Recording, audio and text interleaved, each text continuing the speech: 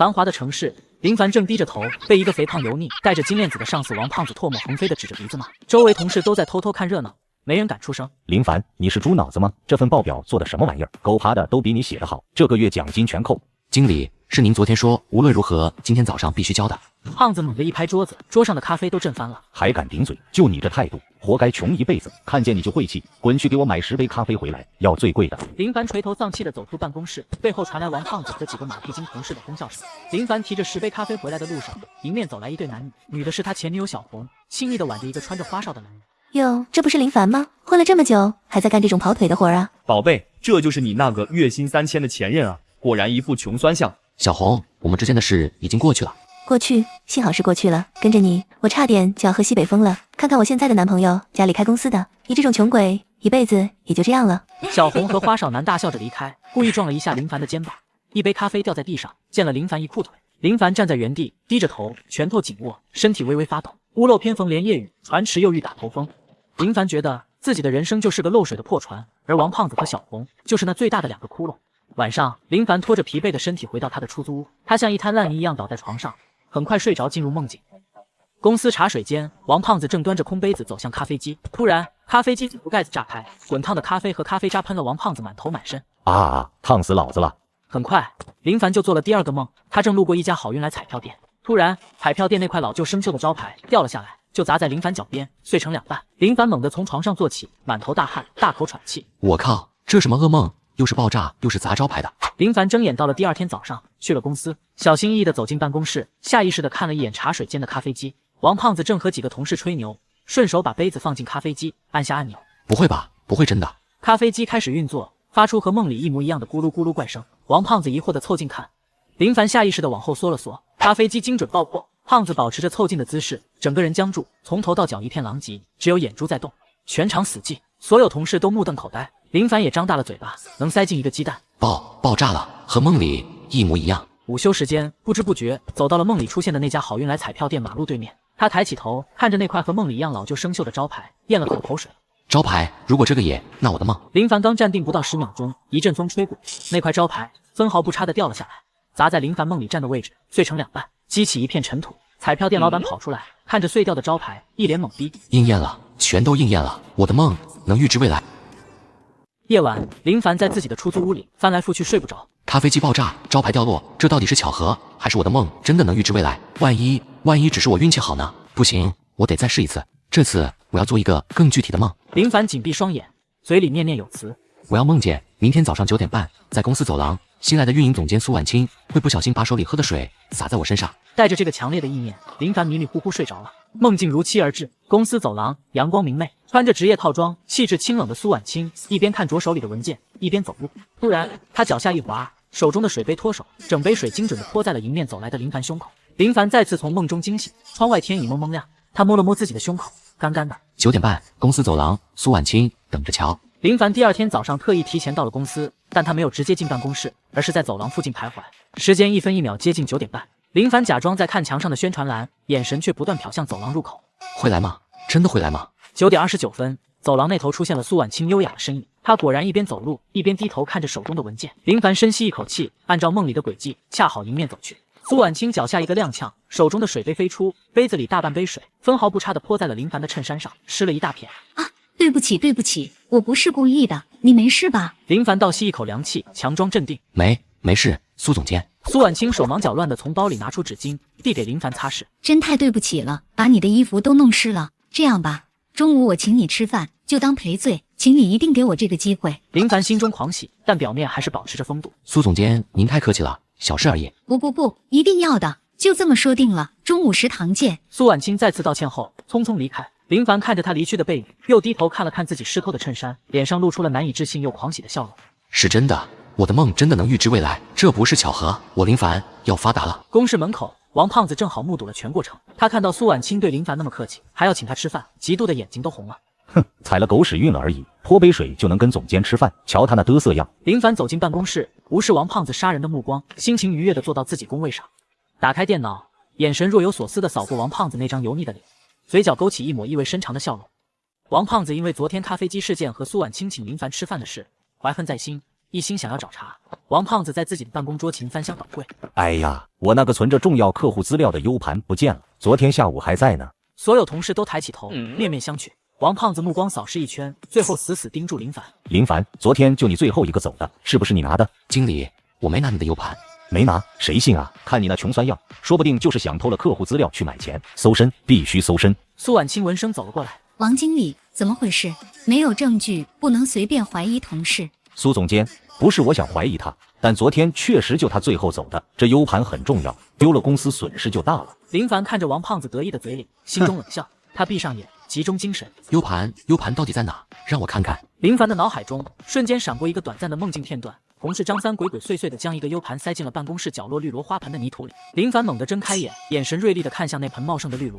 王经理，你说我最后一个走，有证据吗？而且你怎么就确定 U 盘一定是被偷了，而不是你自己弄丢了，或者被某些手脚不干净的人藏起来了呢？你什么意思？林凡不再理会他，径直走到那盆绿萝前，在众人疑惑的目光中，伸手拨开表面的泥土，一个黑色的 U 盘赫然躺在那里。所有人都惊呆了，张三的脸色瞬间变得惨白。王经理，是你的 U 盘吗？怎么会跑到花盆里去了？难道是他自己长腿了？这张三是吧？请你解释一下，王经理在没有调查清楚之前就随意污蔑同事，你是不是也该给林凡一个交代？张三支支吾吾说不出话。王胖子在苏婉清的逼视下，脸憋成了猪肝色。林凡，对不起，是我误会你了。没关系，王经理，以后弄清楚再发火，免得伤身。这句话像一根针，狠狠扎在了王胖子的心上。他看着林凡那云淡风轻的样子，气得差点原地爆炸。下班时间，林凡心情舒畅地走出公司大楼，苏婉清从后面追了上来。林凡，今天你真厉害，是怎么知道 U 盘在花盆里的？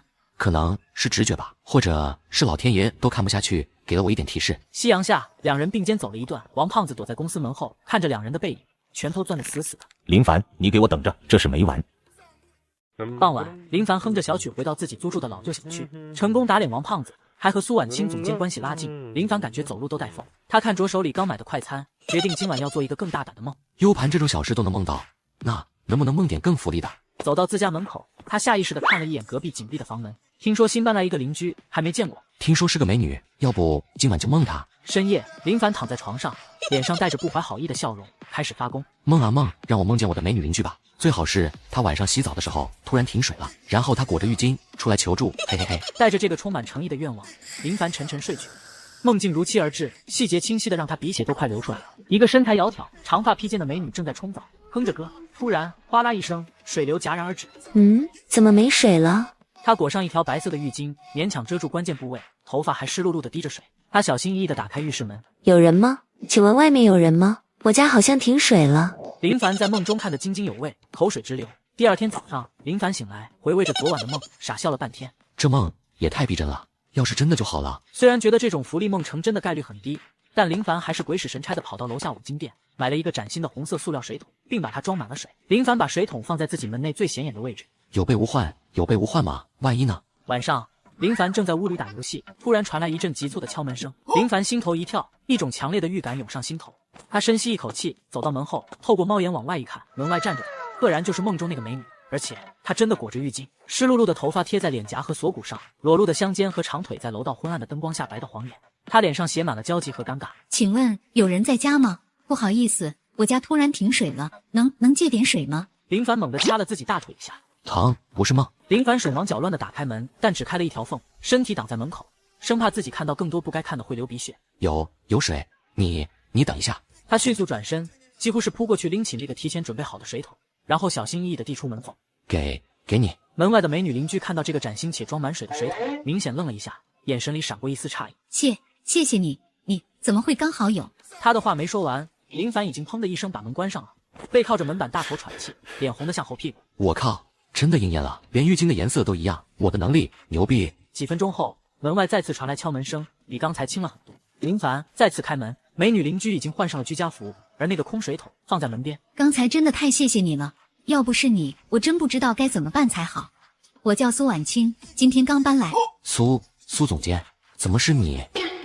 林凡，你住这里？两人在门口面面相觑，气氛尴尬中透着一丝该死的无处安放的缘分啊。看来我们真的挺有缘的，先是公司，现在又是邻居，你还帮了我这么大一个忙。呵呵，巧合，纯属巧合。林凡心里早已乐开了花，这哪是巧合，这分明是精准打击。为了表示感谢，明天周末我请你吃饭吧。正式的，不在食堂。好，好啊。林凡关上门，兴奋地在屋里来了个滑跪。Yes， 老天爷，不，梦之神，我爱死这个能力了。然而乐极生悲，林凡完全没注意到楼下王胖子的车正好停在那里。他是来找住在这个小区的朋友喝酒的，恰好看到了苏婉清从林凡的单元门走出来，脸上还带着未曾褪去的红晕和笑容。林凡，你个王八蛋，居然跟苏总监都住到一块儿了，老子跟你没完！连续的成功让林凡对自己的能力信心爆棚，他决定系统性的利用这个能力，而第一步就是解决启动资金问题。老是梦些鸡毛蒜皮和嗨福利，该干点正事了。今晚的目标是彩票。林凡闭上眼，集中所有意念。梦啊梦，告诉我下一期双色球的中奖号码，头奖清楚一点。一个巨大的双色球开奖画面，球在机器里跳动。然而，画面像是信号不良的电视，充满了雪花和干扰，号码模糊不清，只能勉强看到后区蓝色球的号码在5、8之间疯狂闪烁，最终定格成了一个模糊的5。前区的红球号码则完全是一团马赛克。清楚点，再清楚点啊！林凡在梦中急得直跳脚，他猛地惊醒，窗外天还没亮，只能看到后区篮球是5，还这么模糊，这能力还有限制。虽然只梦到一个模糊的数字，但林凡还是决定试一试。他采用了最笨的方法。老板，帮我打所有篮球是5的注数，机选红球。老板像看傻子一样看了他一眼，但还是熟练的操作起来。打印机刷刷的吐出了一大叠彩票。林凡付了钱，揣着这厚厚一叠希望离开了。王胖子和小红正好路过，看到了这一幕。哟，穷鬼开始做白日梦了，买这么多中不了，岂不是要倾家荡产？哈哈，傻叉！彩票要是能中，猪都能上树。林凡，你就等着哭吧。晚上开奖时间，林凡紧张地坐在电视前，手里攥着那叠彩票，前区号码一个个开出，和林凡手里的任何一张票都对不上，他的心一点点沉下去。本期双色球后区蓝色球号码是……林凡屏住了呼吸。5。林凡的眼睛瞬间亮了，他猛地跳起来，疯狂地翻动手里的彩票。中了，篮球全中，我真的中了。第二天，林凡去彩票中心兑了奖，税后他拿到了5000元。虽然离500万大奖差得远，但这5000块是林凡靠能力实实在在赚到的第一桶金，意义非凡。林凡拿着崭新的钞票，闻着油墨的香味，感觉前所未有的踏实。虽然只能看到模糊的号码，但这已经是稳赚不赔的买卖了。这只是开始。公司里不知怎么的，林凡中奖的消息就传开了。听说了吗？林凡中了5000块彩票。真的假的？走了什么狗屎运？王胖子和小红特意晃到林凡工位前。哎呦，林大奖得主回来了，中了5000块啊，真是了不得呢，够你吃几个月泡面了吧？就是，瞧他那没见过世面的样子，中了5000块就跟中了500万似的。胖子，你昨天随手给我买的包都不止这个数呢。林凡看着他们，只是淡淡的笑了笑，完全没有以前被嘲讽时的窘迫和愤怒。是啊，走了狗屎运，总比某些人走了辈子，喝咖啡都被喷一脸，投资还血亏要强一点吧。这话直接戳中了王胖子的痛处，他的脸瞬间涨成了猪肝色。你得意什么？5000块而已，算个屁！王胖子拉着小红灰溜溜的走了。林凡看着他们的背影，摸了摸口袋里剩下的厚厚一叠钞票，心中冷笑：5000块是不多，但这只是开始。王胖子、小红，你们就尽情的嘲笑吧，很快你们就会连嘲笑我的资格都没有了。下班后，林凡用中奖的钱去买了一直舍不得买的新款手机，又请苏婉清吃了一顿不错的晚餐。餐厅里灯光柔和，苏婉清看着林凡脸上自信的笑容，感觉他和以前那个唯唯诺诺的林凡似乎有些不一样了。看来中了个小奖，心情很好吗？婉清，这不仅仅是运气，相信我，好的还在后头。晚上，林凡坐在电脑前，屏幕上闪烁着股票 K 线图。尝到彩票甜头后，林凡把目光投向了更刺激的领域——股市。5000块本金还是太少了。彩票不稳定，股市才是提款机。今晚就摸一只明天会暴涨的股票。林凡带着满心期待入睡，然而梦境却给了他一个惊吓。屏幕上一只名叫绿野农业的股票，代码清晰可见，但其 K 线图不是红色上涨，而是一根令人心惊胆战的大阴线，像断头铡刀一样直线暴跌，数字疯狂跳动。股价从8.5元一路狂泻到6.2元附近。梦中的林凡想要操作卖出，却怎么也点不动鼠标。林凡猛地惊醒，额头冒出冷汗。不是涨，是跌，还是暴跌？第二天上午，林凡听到几个同事，包括平时对他还不错的老李，正兴奋地讨论着股票。听说了吗？绿野农业最近有利好传闻，说要签大订单。是啊，我研究了好久，觉得这票肯定要起飞，我准备今天开盘就重仓杀进去。林凡心里一紧，想起昨晚的噩梦。李哥，各位，我听说这绿野农业可能不太稳，最好别买。小林啊，你不懂股票，这消息很靠谱的，放心吧。这时，王胖子端着茶杯晃悠过来，正好听到林凡的话。哟呵，林凡中了5000块彩票，就以为自己成股神了，还敢指点别人？你炒过股吗？王胖子故意提高音量，吸引所有人注意。我告诉你，绿野农业这支票，我王胖子研究了半个月了，绝对是大牛股。我把我准备买车的20万全投进去了，今天就让你这穷鬼开开眼，什么叫价值投资？王胖子得意洋洋，周围几个同事也纷纷附和，觉得王经理说的有道理。言尽于此，你们好自为之吧。股市开盘，绿野农业果然小幅高开，王胖子和老李等人喜笑颜开。看到没，涨了！我说什么来着？跟着王经理有肉吃。然而好景不长，开盘不到10分钟，股价突然掉头向下，开始缓慢下跌。正常调整，洗盘而已。下跌速度逐渐加快，很快就翻绿了。老李和其他同事的脸色开始变得不安。下午开盘，噩耗传来，一则绿野农业订单传闻系谣言，公司发布澄清公告的消息，像一颗炸弹投入市场。绿野农业的股价如同林凡梦中遇见的那样，直线跳水，分时线变成了一条陡峭的瀑布。老李看着手机屏幕，手在发抖，脸色惨白。他的账户亏损数字疯狂跳动，转眼就亏了好几万。王胖子失魂落魄地坐在椅子上，双眼无神。我的车，我的20万！老李走到林凡工位前，一脸后悔。小林，不，凡哥，我要是听你的就好了。我亏了3万多啊，那是我给孩子存的学费啊。林凡叹了口气，递给他一杯水。李哥，股市有风险，以后谨慎点吧。王胖子猛地站起来，冲到林凡面前，脸色狰狞。林凡，是不是你搞的鬼？是不是你散布的谣言？不然你怎么知道会跌？林凡被这无耻的指责气笑了，他慢悠悠地拿出手机。经理，饭可以乱吃，话可不能乱说。要不要我打电话给证监会，说说你挪用准备买车的公款炒股的事儿？或者我们看看监控，今天早上是谁在茶水间信誓旦旦说要重仓，还嘲笑别人是穷鬼，不懂股票的？王胖子被对得哑口无言，脸憋成了紫红色，胸口剧烈起伏，差点一口气没上来。下班时分，林凡在电梯里遇到苏婉清。今天公司都在传，你精准预言了绿野农业会暴跌，救了几个同事，真没想到你对股市这么有研究。运气、直觉而已，可能是我这个人比较能梦到一些事情的走向吧。经此一役，林凡有点邪门的传言在公司悄悄流传，而林凡也意识到他的梦境能力在金融市场上将是一台真正的核动力印钞机。林凡走出办公楼，看着繁华的金融街，思索着下一个梦该瞄准哪里呢？周末，林凡和好朋友阿强在一家大排档吃饭。股票市场小试牛刀后，林凡的启动资金翻了好几倍，但他知道这还远远不够。凡子，听说没？城西新开了个奇珍异宝赌石市场，可刺激了，一刀穷一刀富，要不要去开开眼？赌石，他脑海里瞬间浮现出电影里主角凭借透视眼在赌石市场大杀四方的画面。透视眼我是没有，但我有梦境预知啊，不知道这能力对石头管不管用？晚上，林凡盘腿坐在床上，神情专注。梦啊梦，带我去那个赌石市场看看吧，让我看看哪块原石里有宝贝。带着明确的目标，林凡沉入梦乡，梦境光怪陆离的展开，场景正是那个喧闹的赌石市场。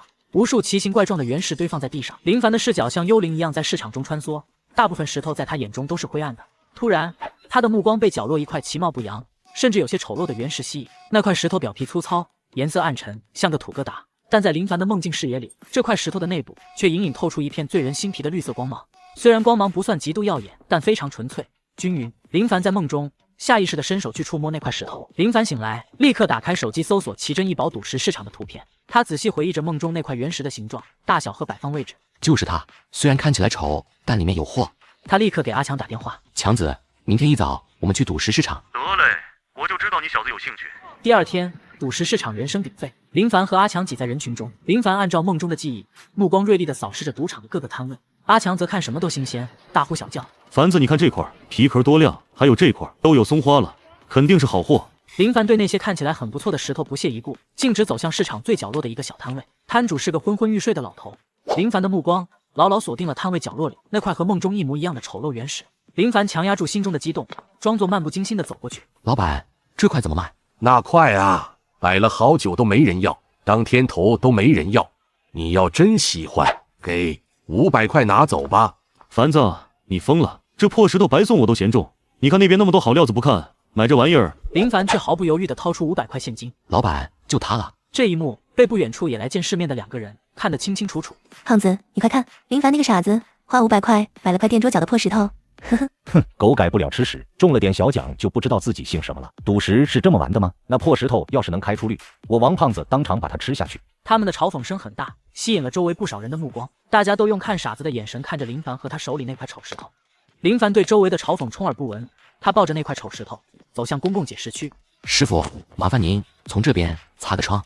解石师傅看了看这块石头，也摇了摇头，但还是按照吩咐操作起来。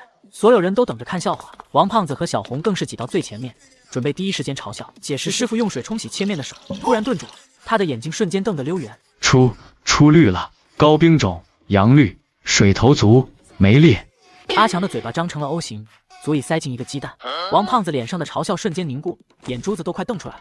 小红更是捂着嘴，发出一声短促的尖叫。周围的人群瞬间炸锅了。我靠，这品相暴涨啊！小伙子，别切了，我出20万，卖不卖？我出30万。林凡站在人群中央，看着手中那块绽放出璀璨光芒的石头，脸上露出了预料之中的微笑。解石区瞬间沸腾，人群像潮水般涌向林凡，窗口见绿，尤其是高冰种杨绿，在赌石市场就像往平静湖面扔了颗炸弹。小伙子，别切了，风险太大。我出50万，60万现金交易，65万。小兄弟，见好就收啊！阿强紧紧抓着林凡的胳膊，激动的语无伦次。凡子65万，500变65万，我们发了。王胖子和小红站在人群外围，脸色铁青。王胖子的脸因为嫉妒和难以置信而扭曲。林凡面对众人的报价，却显得异常平静。他轻轻抚摸着原石粗糙的外皮，感受着梦中所见的那片绿色光芒的位置。师傅，麻烦您继续解，顺着这个窗口慢慢擦。人群中爆发出惊讶的议论声。凡子儿65万，够我们花多久了？万一里面……信我，强子。解石机再次响起，这次所有人的心都提到了嗓子眼。王胖子紧握拳头，心里恶毒的诅咒。夸，一定要夸，最好里面全是狗屎地。小红也紧张地咬着嘴唇，阿强闭着眼睛不敢看。石皮一点点被磨去，绿色越来越多，越来越浓郁。涨，大涨，满绿，是满绿，几乎没有杂质。全场瞬间爆发出比刚才更猛烈的惊呼声。当整块原石被完全解开，一块比拳头略大、通体翠色的翡翠呈现在众人面前。极品冰种帝王绿，小伙子，我出300万，350万，480万。价格像做了火箭一样飙升。阿强已经彻底傻掉，张着嘴说不出话。王胖子的脸色从铁青变成惨白，他为了20万股票亏损心疼的要死。而林凡用500块换来了近500万。小红眼神复杂的看着被众星捧月的林凡，又看看身边失魂落魄的王胖子，第一次产生了一丝后悔的情绪。不可能，这绝对不可能，他凭什么？他只是个穷鬼。价格在500万左右僵持住了，林凡依旧没有表态。哼，走了狗屎运而已，谁知道这翡翠是不是有什么暗裂或者瑕疵？500万，我看不值。他这话一出，几个出价的商人也稍微冷静了一下，仔细打量起翡翠。林凡目光平静地看向王胖子。王经理，看来您不仅炒股眼光独到，看石头也是专家啊。要不您来长长眼，看看这不值500万的石头到底哪里有瑕疵？胖子被对得面红耳赤，无地自容。就在这时，一个低沉而充满威严的声音响起：我出550万。人群分开，一个穿着黑色西装、气场强大的中年男人，在一群人的簇拥下缓缓走来。他手里盘着2颗深色的核桃，目光锐利如鹰，直接落在林凡手中的翡翠上。林凡与他对视，感觉到一股无形的压力。此人正是之前王胖子投靠的金爷。小兄弟，好眼力，这块料子，这个价，公道，交个朋友如何？林凡心中紧铃微作，沉吟片刻，他看了一眼面如死灰的王胖子，又看了看手中的翡翠，最后目光回到金爷身上。这位老板出价公道，不过这么大的交易，我需要一点时间考虑。应该的，这是我的名片，想好了随时联系我。金爷留下名片，带着人离开了。林凡知道这550万只是一个开始，但也意味着他正式进入了某些大人物的视野。麻烦与机遇总是相伴而行。林凡将翡翠小心收好，拉着还在发呆的阿强离开了喧闹的市场，只留下王胖子和小红在原地如同2尊失败的雕塑。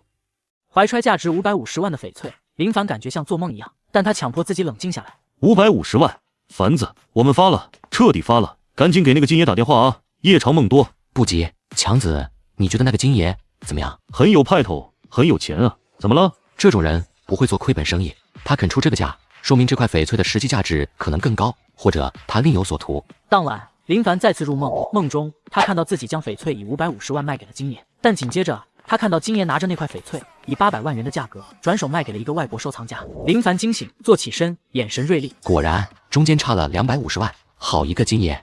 第二天，林凡主动联系了金爷，约定在一家高级茶楼见面。雅致的包间内，金爷盘着核桃，气定神闲。王胖子竟然也站在他身后，像个卑微的随从，看向林凡的眼神充满了怨恨和嫉妒。林小兄弟，考虑好了。金爷，这块翡翠我不卖了。金爷脸上的笑容微微一僵，王胖子更是差点跳起来。林凡，你耍我们呢？金爷肯出价是看得起你。不能告诉我原因吗？是嫌价格不够？金爷是明白人，这块冰种帝王绿净重超过300克，肉质细腻，颜色均匀阳正，按照目前市价，克价至少2万5，550万，呵呵，金爷您转手就能赚200多个吧？看来林小兄弟不只是运气好，还是个行家。行家不敢当，只是不想被人当冤大头而已。王胖子在后面听得目瞪口呆，他完全不懂这些价值计算，只是觉得林凡此刻的气势，竟然隐隐能和金爷分庭抗礼。那依小兄弟的意思，多少才肯割爱？ 700万，低于这个数，我宁愿自己留着，或者找别的买家。王胖子倒吸冷气，700万，林凡，你穷疯了吧？几秒钟后，金爷忽然哈哈大笑起来。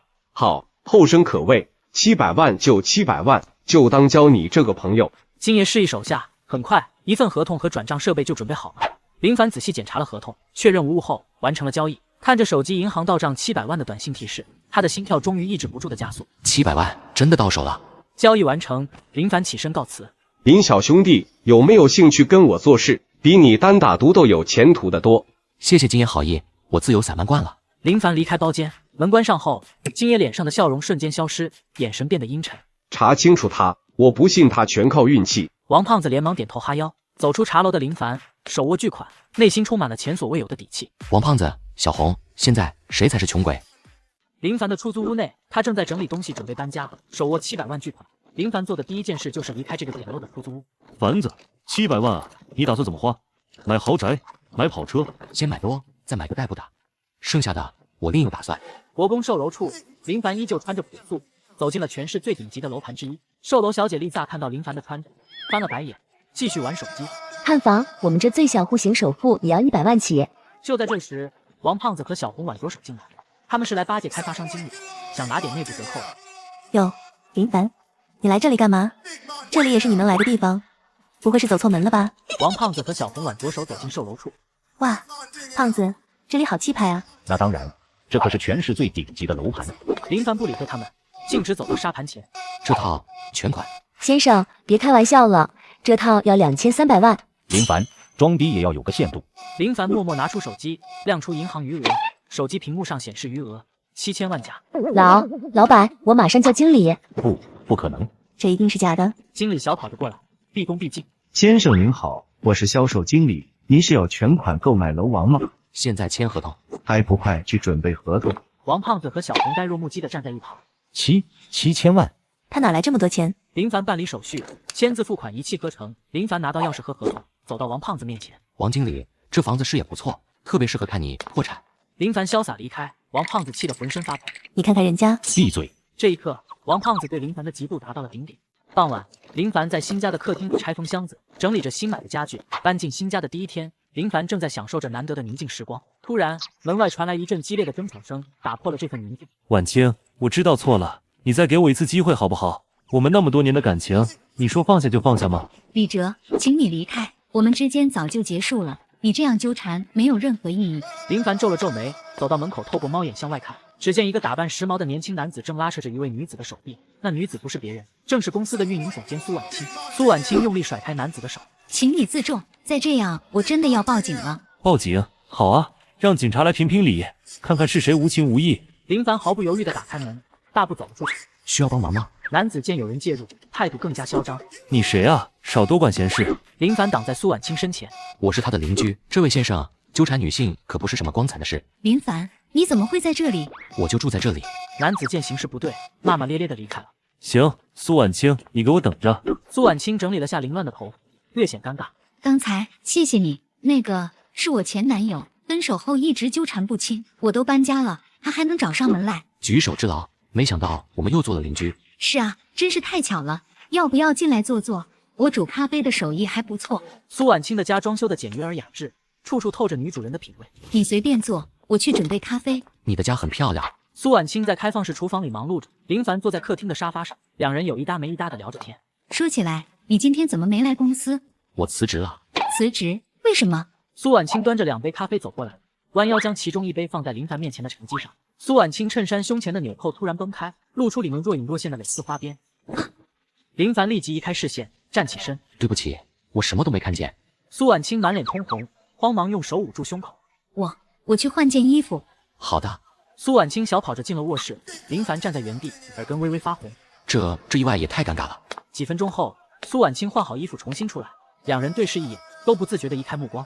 那个咖啡要凉了。林凡拿出手机，看到是王胖子发来的短信，明天来公司一趟，有好事等着你。看来有人已经迫不及待想要找死了。怎么了？没什么，一些挑梁小丑罢了。第二天上午，林凡开着一辆低调的黑色 SUV 来到公司人前。虽然已经财富自由，但林凡觉得有些戏还是要配合演完，毕竟看着某些人上蹿下跳的表演也是一种乐趣。林凡，这你的车。借朋友的。林凡刚走进办公室，就被王胖子的心腹叫住。林凡，王经理让你来了，立刻去他办公室。工位上的同事们纷纷投来同情的目光，显然都知道没什么好事。王胖子办公室内气氛压抑。林凡啊，你可是我们部门的骨干，现在有个重要的任务，非你不可啊！什么任务？张总那个项目就交给你负责了，这可是公司的重要客户，你可要好好把握机会。王胖子嘴上说着机会，眼神却充满了幸灾乐祸。林凡走出办公室，外面的同事立刻围了上来。林凡，你怎么能接这个项目？那个张总是出了名的难搞。就是，之前好几个同事都被他骂哭了。王经理这明显是在为难你。没事，我试试看。饭后，林凡独自在办公室里研究张总的资料。张明远，55岁，白手起家，看来得用点特别的方法。他闭上眼睛，集中精神，准备动用他的特殊能力。梦里，林凡带着精心准备的方案去见张总，却被张总毫不客气地轰出办公室。在张总起身发火时，林凡注意到他办公室角落摆放着一套高端的钓鱼装备，墙上还挂着几张钓鱼时的照片。林凡从梦境中醒来，眼中闪过一丝金光，原来是个钓鱼爱好者。立即打开电脑，搜索顶级钓鱼装备。屏幕上显示着某知名品牌的限量版钓竿，价格不菲。明天就给你一个惊喜。林凡关掉电脑，嘴角带着势在必得的笑容离开办公室。次日上午，林凡拎着一个精致的黑色长盒，准时出现在张总公司前台。林凡刻意换上了一身休闲装束，与往常的职场形象截然不同。他没有带任何方案文件，唯独小心地护着那个长盒。林先生是吗？张总正在开会，请您在会客室稍等。没关系，我可以等。半小时后，张总大步流星地走进会客室，脸上写满不耐烦。直接说重点，我只有5分钟。林凡不慌不忙地将长盒放在桌上。张总，听说您是钓鱼高手。张总愣了一下，终于正眼看向林凡。你什么意思？林凡缓缓打开盒子，露出一套锃光瓦亮的顶级钓竿，钓竿上精致的 logo 和独特的碳纤维纹理在灯光下闪耀。这是浪尖限量版，全球只发售100套。张总好眼力。张总的态度发生180度转变，小心翼翼地抚摸着钓竿。我托人找了半年都没买到，你这是从哪里弄到的？机缘巧合，我觉得这样的珍品只有在真正懂它的人手里才能发挥价值。两人移步到张总办公室，墙上的钓鱼照片格外醒目。小林啊，不瞒你说，我钓了20多年鱼，还是第一次见到实物。我虽然钓龄不长，但也特别喜欢这种感觉。一竿在手，忘却尘世烦忧。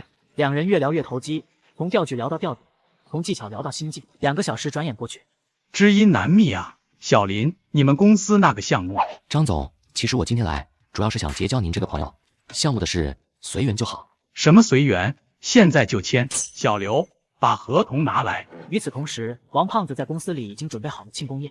来，让我们提前庆祝林凡滚蛋。经理这招太高明了，张总那个暴脾气肯定把林凡骂得狗血淋头。就在这时，老板兴冲冲地推门进来。经理，刚才张总亲自来电话，把合同签了，还特别表扬了林凡，说要和我们长期合作。王胖子手中的酒杯掉在地上，红酒洒了一地。不可能！王胖子颤抖着掏出手机，想要确认消息，却因为手抖得太厉害，手机滑落在地。林凡，你到底是什么怪物？办公室其他员工都强忍着笑意，看着王胖子失态的模样。第二天一早，林凡拿着辞职信走进老板办公室。林凡啊，公司正准备提拔你当副总呢，张总那个项目，你可是立了大功啊！老板，人家林凡现在可是攀上高枝了，哪还看得上我们这小庙？林凡淡定地笑了笑，将辞职信放在桌上。感谢公司这些年的培养，我打算自己创业。创业就凭你，别到时候赔得连裤子都不剩。林凡，创业可不是儿戏，你现在月薪2万，出去可能连工作都找不到。林凡不再多言，转身离开办公室。在他收拾个人物品时，苏婉清快步走来。听说你要创业，开一家投资公司，我相信你一定能成功。有什么需要帮忙的，随时找我。工商局注册大厅，林凡递交材料。公司名称：梦线投资有限公司。新租的办公室里，林凡站在落地窗前，俯瞰城市景色。桌上放着新刻的公司印章和营业执照。第一步已经迈出，接下来。当晚，林凡在办公室的休息室内入睡，又梦到了排长队的奶茶店。一条热闹的小吃街，各色招牌闪烁，刘记奶茶门口排着长长的队伍，顾客大多是年轻人。而隔壁一家装修精致的咖啡馆却门可罗雀，服务员无聊地玩着手机。刘记奶茶的招牌虽然陈旧，但店门口贴着秘制桂花酒酿奶茶的海报。林凡从梦中醒来，立即打开电脑。新华路小吃街，刘记奶茶，桂花酒酿奶茶。他调出地图软件，锁定具体位置。晨曦透过窗户照在林凡认真的侧脸上。第一个投资项目就是他了。林凡按照梦境中的地址找到了那家刘记奶茶，眼前的店铺与梦中一模一样，狭小的店面，斑驳的招牌，但飘出的奶茶香味却格外诱人。投资？你看我这样子像需要投资的人吗？我看中的是你的手艺，我出资50万，占股30%，帮你把店面扩大。年轻人骗术太老套，我在这条街做了10年生意，什么骗子没见过。这样，我先预付隔壁咖啡馆半年的租金，你把店开起来，赚了钱我们分红，亏了算我的。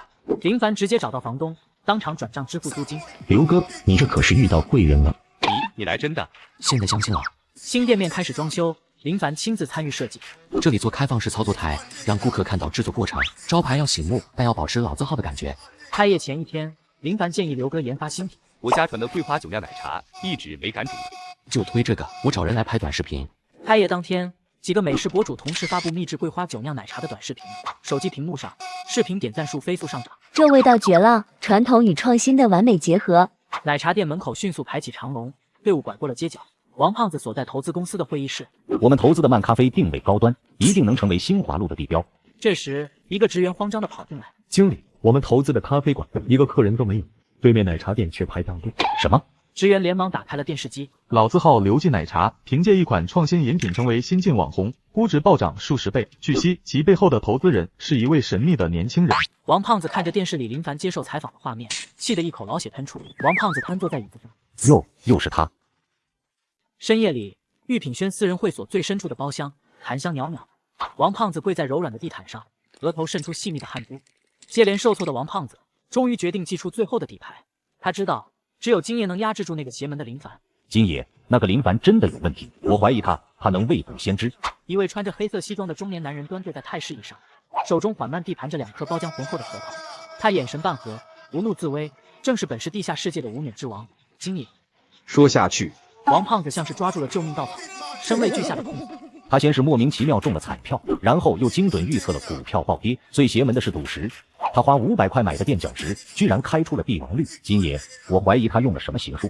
金爷缓缓睁开双眼，金光乍现。未卜先知，千真万确，每次他都像提前知道结果一样。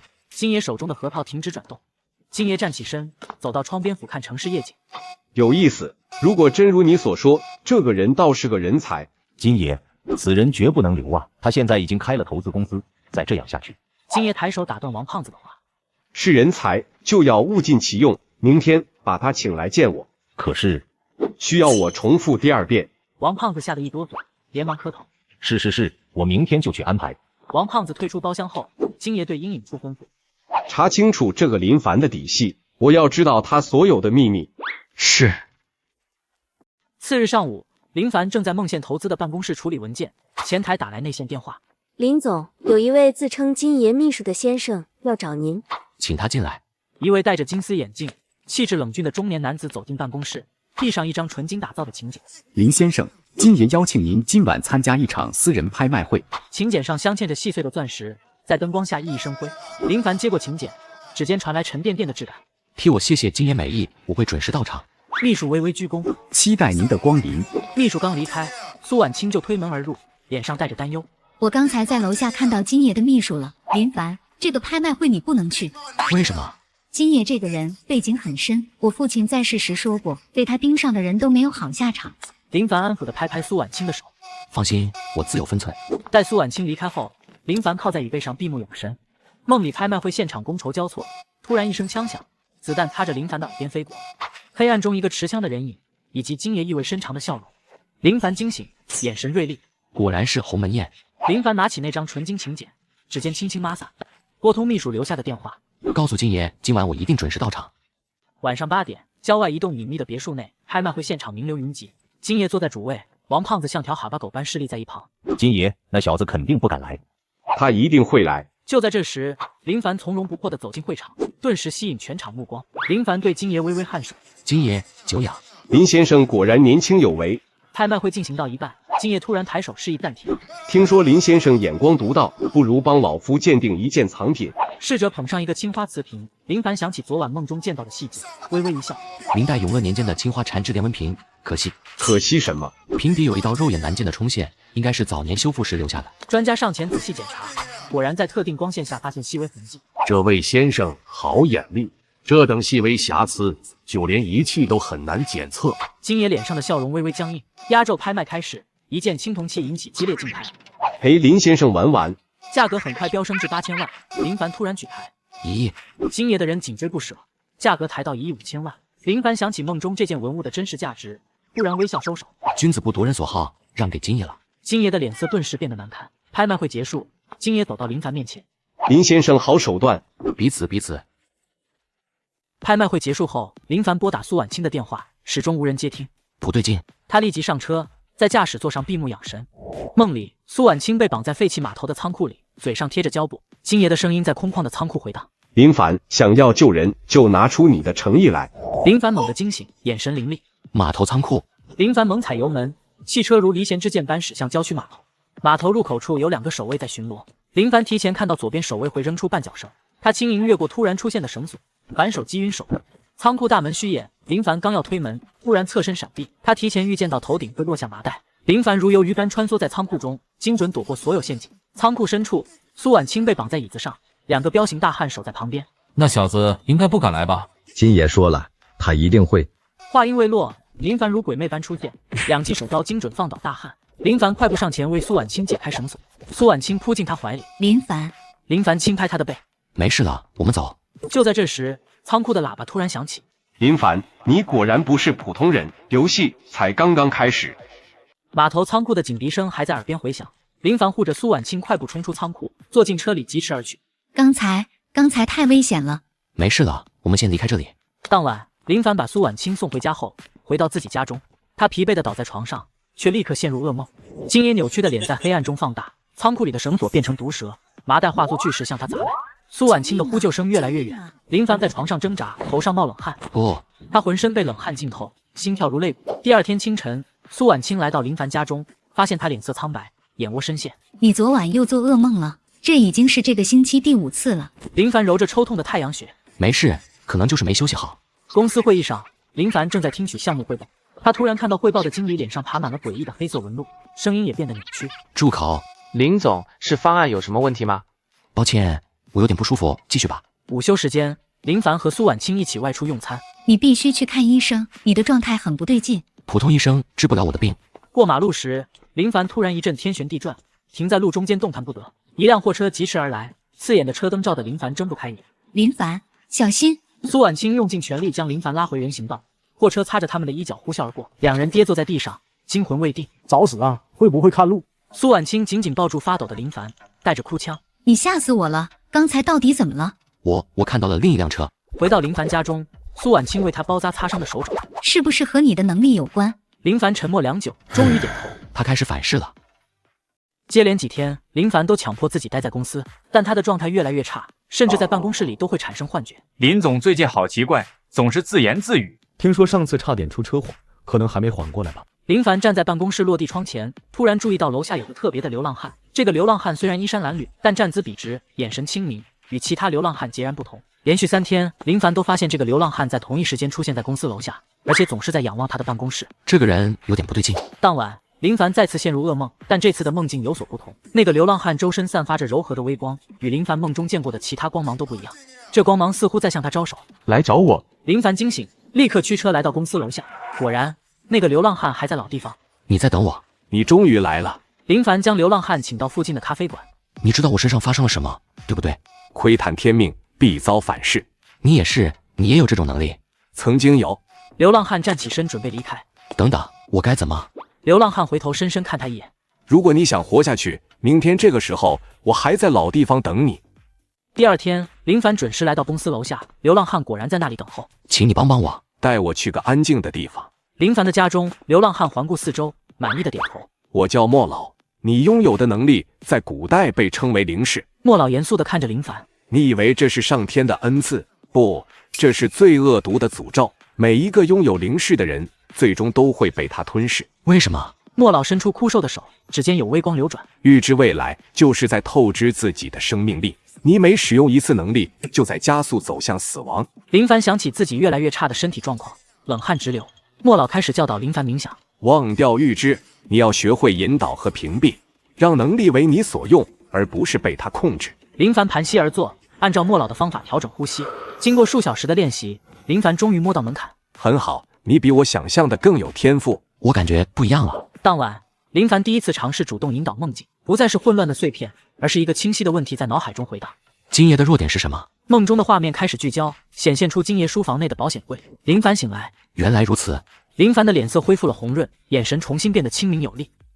深夜，林凡在莫老教导的冥想状态下，开始有意识地引导梦境。他的意识穿越城市，锁定在金爷的豪宅。林凡的视线穿透墙壁，进入金爷的书房。书房布置奢华，墙上挂着名画，但在书架后方隐藏着一个厚重的保险柜。在梦中，保险柜的密码锁自动旋转，柜门缓缓打开，里面没有现金珠宝，只有一叠发黄的借据和一个皮质封面的旧日记本。这就是金爷的命门。日记本自动翻开，页面上显现出金爷年轻时的笔记。1985年3月15日，今晚有一船特殊货物要到港。1985年4月2日，老李想退出，只好让他永远闭嘴了。字迹间透露着血腥与罪恶。借据在梦中飘起，显示出几个本市重要人物的签名，金额巨大，日期都在20多年前。这些借据足以让这些人身败名裂。画面转到金爷对着保险柜沉思的场景，他的手指轻轻抚过日记本，眼神复杂。这些秘密就让他永远沉睡吧。林凡猛地从梦中醒来，额头上满是细汗，但眼神异常明亮。找到了，这就是扳倒金爷的关键。林凡立即打开电脑，开始记录梦中的细节。保险柜在书架后，需要密码。借据设计张局长、李董事长，日记本记录着走私和命案。天亮了，林凡站在窗前，望着远方金爷豪宅的方向。这一次该轮到我反击了。金爷豪宅内，他正听着手下汇报林凡的近况。林凡最近深居简出，但似乎恢复了精神。让玫瑰去会他，我倒要看看他到底有什么秘密。第二天，林凡在常去的咖啡馆偶遇一位红裙美女，她长发披肩，容貌艳丽，正是金爷的头号助手玫瑰。玫瑰不小心撞到林凡啊，对不起。他弯腰捡文件时，刻意露出傲人的事业线。当晚，林凡在梦中遇见了玫瑰的真实身份和目的。我一定会套出她的秘密。金爷满意的点头。次日，玫瑰再次偶遇林凡，这次是在林凡公司楼下。林总，好巧啊，上次真是不好意思，能赏脸吃个饭赔罪吗？美女相邀，岂能拒绝？高级餐厅内，玫瑰不断试探。听说林总投资从无失手，是不是有什么独家消息来源啊？有时候直觉比消息更可靠。几次约会后，玫瑰渐渐放松警惕。一次酒后，林凡故意透露自己能预知危险。这么神奇，那你能预知金爷书房保险柜的密码吗？这有何难？林凡假装施展预知能力，说出几个数字。这怎么可能？这可是金爷最机密的。他意识到说漏嘴，急忙住口。林凡送玫瑰回家，在他半醉半醒间，又掏出书房安保系统的漏洞。书房东讲摄像头，每周3检修。多谢了，玫瑰小姐。周三晚上，林凡带着专业设备来到金爷豪宅外，凭借梦中的预知和玫瑰提供的信息，林凡对这次行动胸有成竹。摄像头检修时间还有20分钟。林凡轻松避开巡逻的保安，从后院潜入，他的每一个动作都精准避开监控盲区，仿佛早已演练过无数次。书房内，林凡按照梦中所见，移开书架，露出保险柜。38、16、27。保险柜内果然如梦中所示，有一叠发黄的借据和一本旧日记本。林凡快速翻阅，果然如此。林凡用微型相机拍摄证据，相机镜头下，借据上的签名和金额清晰可见，日记本上的犯罪记录触目惊心。突然传来的脚步声，林凡迅速藏身窗帘后，2名保安从门外经过。刚才好像听到什么声音？是老鼠吧？快走，检修时间要结束了。林凡安全撤离，回到车上查看拍摄的证据。金爷，你的好日子到头了。林凡将证据备份到多个安全地点，然后拨通一个电话。是时候结束这场游戏了。金爷书房内，他正准备打开保险柜查阅重要文件，却发现柜门虚掩。金爷脸色骤变，颤抖着打开保险柜，发现里面空空如也。谁干的？豪宅内一片混乱，保安们战战兢兢地站在一旁。监控系统昨晚检修，没有拍到任何人。金爷一脚踢翻茶几，废物，都是废物。金爷独自在书房内踱步，突然停下。林凡，一定是他。他的眼中闪过杀意，但随即克制住。当天下午，林凡收到一个精致的信封，信封上印着女王号的烫金徽章。这一定是金爷的陷阱。林凡展开信件，内容令人震惊。明晚8点，公海女王号终极赌局，赌注你输，交出所有财产和证据；我输，商业帝国归你。苏婉清紧张地抓住林凡的手臂，不能去，这明显是个圈套。林凡沉思片刻，不，这是结束一切的机会。林凡拿起笔，在邀请函上签下名字，告诉金爷，我准时赴约。金爷期待与您一决高下。林凡站在窗前，眼神坚定，是时候做个了断了。傍晚，女王号赌船灯火通明，停泊在公海。林凡带着苏婉清登上舷梯。这艘豪华赌船是金爷的私人产业，也是他进行重要交易的场所。赌场大厅金碧辉煌，各界名流云集。金爷坐在主位，身边站着世界闻名的赌王高进。林先生果然守约。赌局开始，玩的是德州扑克。高进气场强大，出手凌厉。林凡节节败退，筹码不断减少。苏婉清紧张地握着手。林凡，年轻人，赌桌不是那么好上的。中场休息，林凡走进洗手间，用冷水冲脸，必须看穿他的把戏。林凡短暂入梦，预见到高进的签术，右手小指戒指藏牌，看牌时偷换，特定手势暗示同符。梦中清晰显示高进出签的每个细节。林凡醒来，眼神变得清明。原来如此。下半场开始，林凡仿佛换了一个人。林凡推筹码 ，all in。高进脸色微变，金爷也坐直了身子。赌桌上气氛紧张，林凡的 all in 让高进陷入沉思。年轻人很有胆量。接下来的几局，林凡如有神助，开始连续赢牌。林凡每次都在高进出签前做出精准应对。金爷脸色越来越难看，对高进使眼色。高进微微点头。最后一局定胜负。最后一局，双方筹码相当。发完河牌后，高进准备使出绝招。高进的右手悄悄移向袖口，就在高进准备换牌的瞬间，林凡猛地抓住他的手腕。等等！林凡从高进袖口中抽出一张藏着的牌。林凡高举纸牌，这就是赌王的真面目。全场震惊，记者们疯狂拍照。你怎么可能？放肆！就在这时，船上的安保人员突然行动，控制住金爷的马仔。安保队长对林凡行礼：“林先生，按您的安排，已经控制现场。”金爷不敢置信地看着眼前的一切。赌场内一片混乱，金爷的马仔被安保人员制服，赌王高进面如死灰地被带离现场。金爷强作镇定，但微微颤抖的手暴露了他内心的恐慌。林凡，你以为这样就能扳倒我？太天真了。林凡从容不迫地从怀中取出一叠文件。金爷，不如我们先看看这些。林凡将文件拍在赌桌上，最上面是几张借据的复印件，清晰地显示着几位本市重要人物的签名和巨额借款金额。这些借据，想必在座的不少人都很熟悉吧？在场的一些名流顿时脸色大变，有人开始悄悄后退。林凡又取出几张日记本的复印件，上面记录着金爷早年走私和违法交易的细节。这些日记本里记载的内容，足够你在监狱里度过余生。金爷的脸色由青转白，冷汗顺着额角滑落。就在这时，王胖子不知从哪个角落连滚带爬的冲出来，扑通一声跪在林凡面前。凡哥，凡爷，是我有眼无珠，是我猪油蒙了心，求求您大人有大量，放过我这条狗命吧。他边说边磕头，额头很快红肿起来。林凡冷冷地瞥了王胖子一眼，目光重新回到金爷身上。按照赌船的规矩，你输掉了这场赌局，现在请履行你的承诺。金爷的手剧烈颤抖，几乎握不住笔。在律师和公证人的见证下，金爷被迫签署了所有股份和资产转让文件。根据赌约，金明阳先生名下所有资产，包括但不限于金氏集团股份、不动产、银行存款等，全部转让给林凡先生。金爷签完最后一份文件，整个人瘫软在地，仿佛被抽走了所有力气。2名安保人员上前将他架起。林凡，你不得好死！王胖子也被安保人员拖走，哭喊声渐行渐远。林凡走到苏婉清身边，轻轻握住她的手。这一切真的结束了吗？林凡望向远方初升的朝阳，长舒一口气。结束了。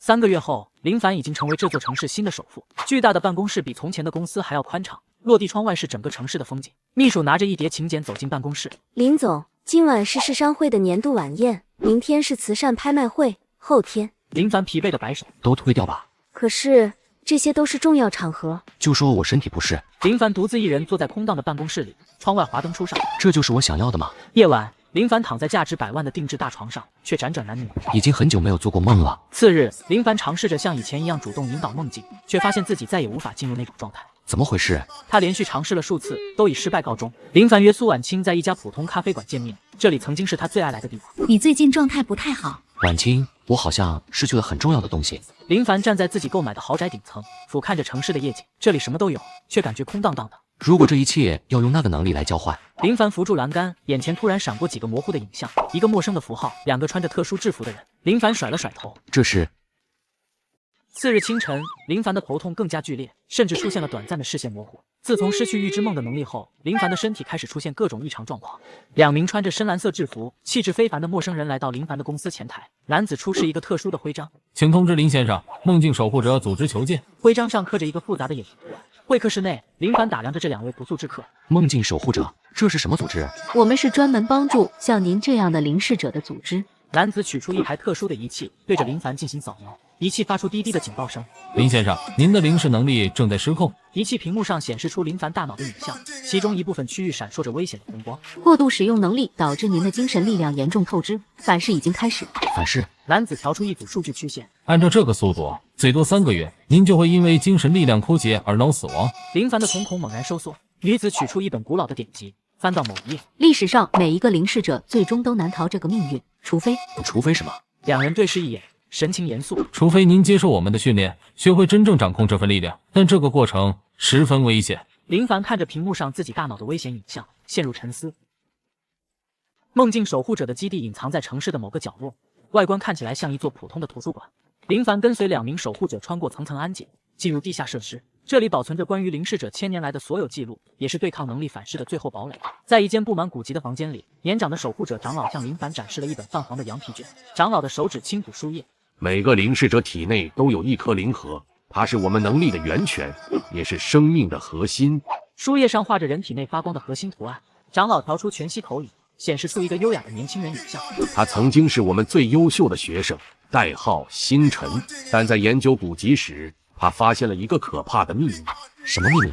投影画面变化，显示出古老文献的片段。文献记载，如果夺取其他灵视者的灵核，就能延长自己的寿命，甚至获得永生。林凡注意到长老眼中闪过的痛心，投影中显示出几个灵视者遇害的现场照片。过去3年，已经有7位灵视者遇害，他们的灵核都被取走了。星辰干的。长老沉重的点头，切换投影显示最新的情报。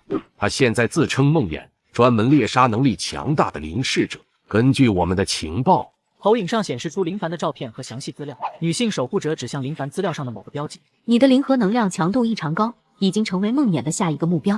他怎么会知道我的信息？长老关闭投影，房间陷入短暂的黑暗。我们怀疑组织内部还有他的眼线。从现在开始，你必须留在基地接受特训。深夜，林凡在守护者基地的特训室内进行冥想。这里的墙壁布满了吸收精神能量的特殊材料。集中注意力，构建你的精神屏障。梦魇最擅长在梦境中发动攻击。完成训练后，林凡在特制的休息舱内入睡。突然，原本平静的梦境变成了一座无尽的迷宫，墙壁上布满诡异的眼睛图案。梦魇的身影出现在迷宫尽头，依然保持着优雅的姿态。多么纯净强大的灵核啊！比我之前收集的那些都要完美。你就是梦魇。迷宫开始变化，墙壁像活物般向林凡挤压过来。让我看看，守护者们都教了你什么？林凡感到前所未有的精神压力。林凡按照特训的方法，在梦中构建出精神护盾。休想得逞！护盾与梦魇的精神攻击激烈碰撞，发出刺眼的光芒。经过艰难对抗，林凡终于从噩梦中挣脱。他猛地从休息舱坐起，鼻血不断滴落，脸色惨白如纸。守护者们闻讯赶来，立即为林凡进行检查。精神能量损失超过30%，他比我们预计的还要强大。他好像在试探我的实力。长老查看林凡的状况，面色凝重。这只是第1次试探，下次他会动真格。我们必须加快训练进度。1周后，林凡的精神力有所恢复，正在训练室进行强化训练。你的进步很快，但要对抗梦魇还远远不够。就在这时，林凡的手机收到一个陌生号码发来的视频。视频中，苏婉清被绑在椅子上，嘴上贴着胶布，眼中充满恐惧。梦魇优雅的身影出现在视频中。亲爱的林凡，想必守护者们已经向你介绍过我了。明天正午，带着你的灵核来城郊的废弃工厂，记住，只能你一个人来。林凡立即拨打苏婉清的电话，始终无人接听。林凡一拳砸在墙上。混蛋！这是陷阱，他就是要逼你离开基地。林凡查看手机定位，发现苏婉清的位置确实在城郊。我不能拿婉清的性命冒险。但如果你交出灵核，不仅你会死，梦魇获得你的力量后，还会有更多灵视者遇害。经过激烈思想斗争，林凡做出决定。我必须去，但未必没有胜算。林凡眼中闪过决然的光芒。林凡开始准备，将特制的精神增幅装置隐藏在衣服内。这个装置能在短时间内提升你的精神力，但副作用很大。足够了。临行前，长老交给林凡一个古老的护身符，这是历代守护者首领的信物，也许能在关键时刻保护你。正午时分，林凡独自来到废弃工厂，梦魇早已等候多时。苏婉清被绑在他身后的椅子上，真是感人。为了心爱之人甘愿冒险。我来了，放了他。梦魇微微一笑，打了个响指。别急，让我们换个更适合的战场。周围的环境开始扭曲，现实与梦境的界限变得模糊。林凡发现自己置身于一个支离破碎的城市中，这里像是现实世界的扭曲镜像。欢迎来到我的领域，这里才是我们这类人真正的战场。梦魇抬手，破碎的建筑残骸汇聚成巨大的手掌拍向林凡。林凡凝神构建护盾，这就是你的能力。护盾与巨掌碰撞，激起漫天尘埃。林凡拍势反击，用意念构建出光芒四射的长剑。轮到我了。长剑划破梦境空间，直指梦魇。两人在梦境中激烈交锋，各种想象中的武器和造物不断碰撞。对，就是这样。让我看看你的全部潜力。梦魇的眼中闪烁着疯狂的光芒。随着战斗进行，林凡开始感到力不从心，精神力消耗太快了。看来你到极限了。那么，你的灵核我收下了。就在梦魇准备发动致命一击时，林凡胸口的护身符突然发出耀眼光芒。守护者信物？怎么可能？护身符的光芒在支离破碎的梦境空间中形成一个保护罩，将林凡暂时护在其中。梦魇在外围疯狂攻击，保护罩上不断泛起涟漪。守护者的信物也救不了你，等我打破这个龟壳，就是你的死期。林凡单膝跪在保护罩中央，汗水不断从额头滑落，精神力的过度消耗让他视线开始模糊。苏婉清虽然被绑在椅子上，但他能感觉到空气中不寻常的波动，能看到林凡站在不远处紧闭双眼，表情痛苦，而梦魇也同样闭目站立，两人周围的空间在微微扭曲。林凡，你一定要赢啊！梦境空间内，保护罩的光芒开始明灭不定，裂痕逐渐蔓延。不行了，撑不住了。他与苏婉清相识以来的点点滴滴快速闪过脑海，公司的初遇，邻居的尴尬，一次次的支持与信任。苏婉清看到林凡的身体微微晃动，嘴角渗出一丝鲜血，他不知从哪里涌出一股力量，拼命挣扎，终于扯掉了嘴上的胶布。林凡，醒过来！你说过要陪我一辈子的，你不能输！一道纯净温暖的金色光芒从现实世界苏婉清的身上升起，无视空间的距离，注入到梦境空间中林凡的体内。温暖的金色光芒与护身符的银色光芒交织，如同生命的源泉。林凡猛然睁开双眼，眼中金光流转，他感到一股前所未有的力量充盈全身，疲惫与创伤瞬间修复，精神力量不仅完全恢复，甚至超越了巅峰。林凡站起身，保护罩瞬间稳固并扩大。这就是爱的力量。不可能，这是什么力量？情感怎么可能干涉梦境领域？林凡感受着体内流淌的温暖力量，那是苏婉清的信念与爱意所化。他抬起手，梦境空间随着他的意念开始重塑，破碎的城市碎片重组，化为闪耀着金光的阶梯与城堡。你依靠掠夺与恐惧获得力量，永远不会明白，有些力量源于守护与爱。梦魇的脸上第一次露出了恐惧的神色。林凡指向梦魇，金色的光芒化作无数锁链，将其牢牢束缚。不，我筹划了这么久，我不甘心，该结束了。梦境空间中，被金色锁链束缚的梦魇仍在疯狂挣扎，他身上开始弥漫一股不祥的黑色雾气，试图腐蚀锁链。就算死，我也要拉你陪葬，一起毁灭吧！梦魇体内的灵核开始剧烈波动，散发出毁灭性的能量，他竟想要自爆灵核。林凡能感觉到，如果让梦魇自爆成功，不仅梦境空间会崩塌，恐怕还会波及现实世界，造成难以想象的灾难。必须在他完成自爆前彻底摧毁他。林凡将苏婉清带来的爱与信念之力与自身全部的精神力融合，凝聚成一道极致浓缩、闪耀着白金色光芒的能量长矛。长矛带着一往无前的气势，精准射向梦魇的心脏位置，灵核的所在。进化吧！梦魇的动作瞬间停滞，他难以置信地低头看着胸口，灵核上的裂痕迅速蔓延，随后如同破碎的琉璃般化作点点黑色的光线，消散在梦境空间中。梦魇的身体也随之变得透明，最终彻底消失。然而，胜利的喜悦还未持续1秒，林凡突然感到一阵撕心裂肺的剧痛从体内传来。他低头看去，发现自己胸口的灵核因为过度透支力量，此刻布满了蛛网般的裂痕，极不稳定的闪烁着，一股毁灭性的能量正在其中酝酿。林凡单膝跪地，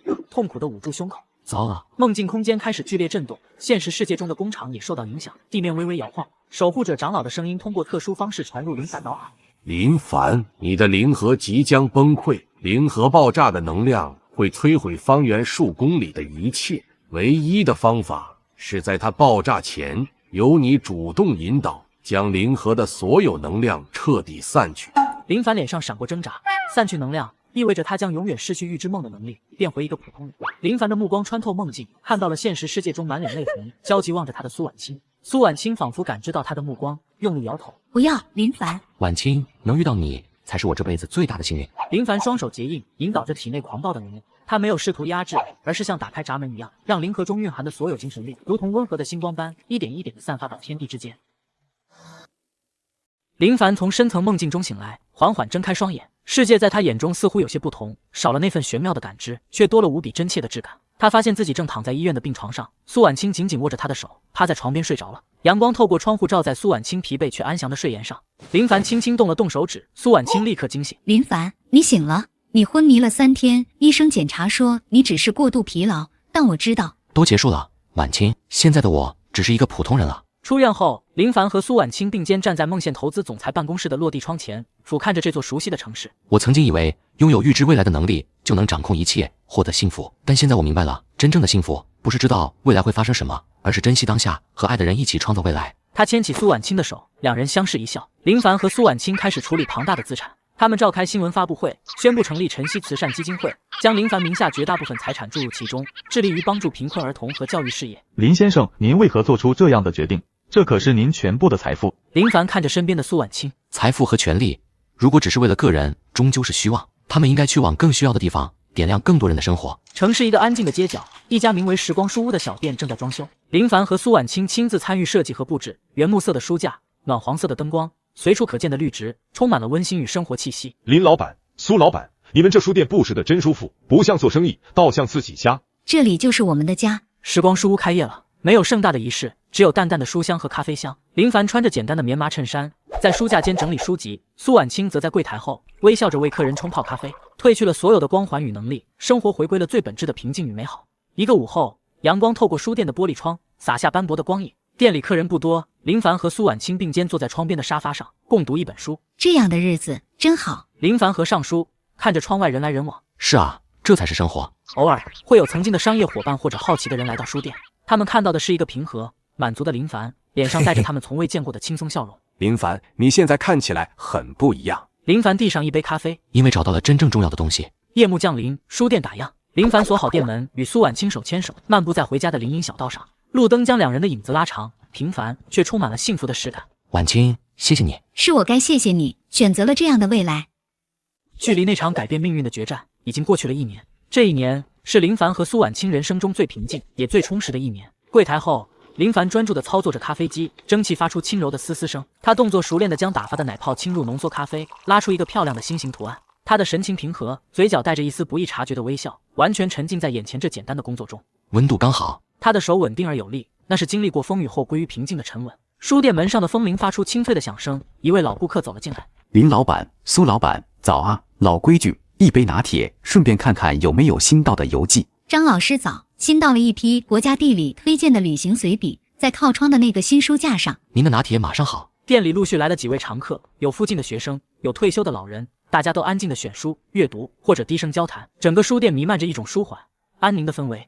林凡和苏婉清穿梭其中，添水、荐书、提供饮品，配合默契，不需要过多言语，一个眼神便能领会对方的意思。这里没有商海的硝烟，没有命运的博弈，只有书页翻动的声音和岁月静好的流淌。对他们而言，这便是世间最动听的交响乐。午后，阳光正好，林凡刚送走一批客人，正准备休息片刻，目光无意间扫过窗外，他的动作微微一顿。街道对面，一个衣衫褴褛、头发花白的身影正佝偻着翻找垃圾桶，那臃肿而熟悉的轮廓让林凡瞬间认出了他，王胖子。王胖子看起来苍老了20岁，曾经趾高气昂的脸上布满风霜和落魄，眼神浑浊，手里拎着一个破旧的蛇皮袋。王胖子似乎也感受到了目光，抬起头，恰好与书店内林凡的视线对上。